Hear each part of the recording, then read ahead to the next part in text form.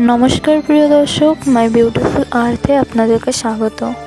ভগবান শিব বাঘের ছাল কেন পরেন? পৌরাণিক কথা অনুসারে মহাদেব একদিন জঙ্গলে ঘুরতে বেরিয়েছিলেন। ওই সময় মহাদেবের পরনে কোনো বস্ত্র ছিল না। ওই জঙ্গলে কয়েকজন ঋষি তাদের স্ত্রীদের নিয়ে বসবাস করতেন। ঋষির স্ত্রীরা মহাদেবের রূপ ও চেহারা দেখে মুগ্ধ হয়ে যান। তখন ঋষিরা রেগে যান এবং মহাদেবের ভ্রমণপথে একটি বড় গর্ত খুঁড়ে তাতে বাঘ ছেড়ে দেন। যখন মহাদেব গর্তে পড়ে যান তখন বাঘের সাথে তার যুদ্ধ হয়।